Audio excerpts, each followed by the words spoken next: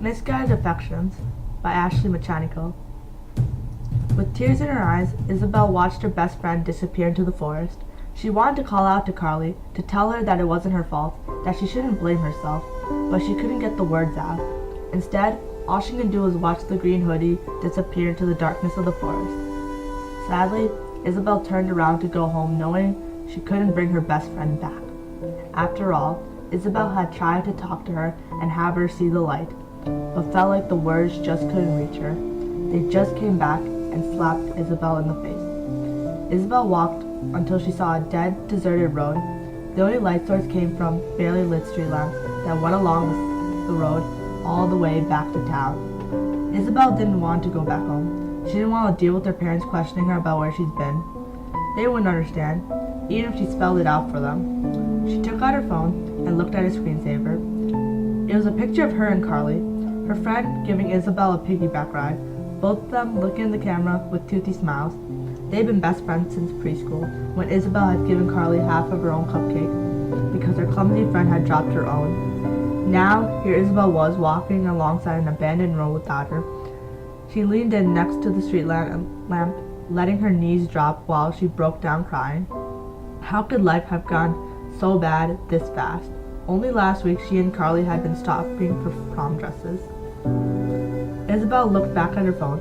1:20 a.m. She unlocked it and looked through her photos. There were pictures of Isabel, Carly, her family, and her cat. But suddenly her phone started vibrating. Her friend's mother was calling.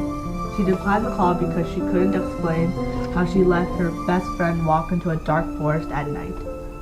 She couldn't have explained how she let her best friend walk into a forest at night. What had she done?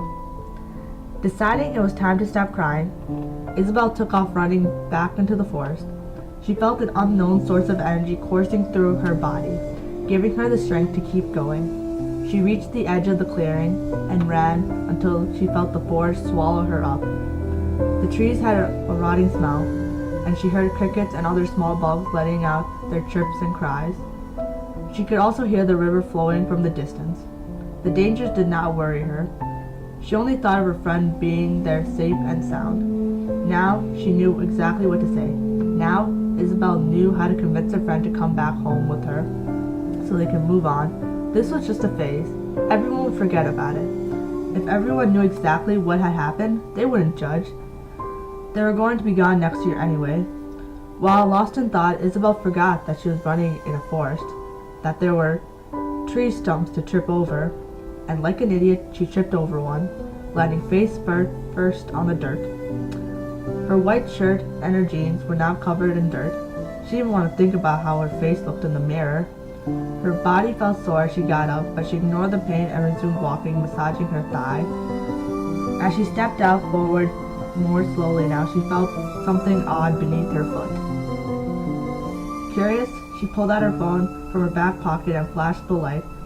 It was a gold ring with a small stone on what she thought was a diamond. It was Carly's ring, her engagement ring to be exact. Dean's ring. She wondered if the diamond was even real. Nothing else about Dean had been. He promised her he would never do anything to hurt her.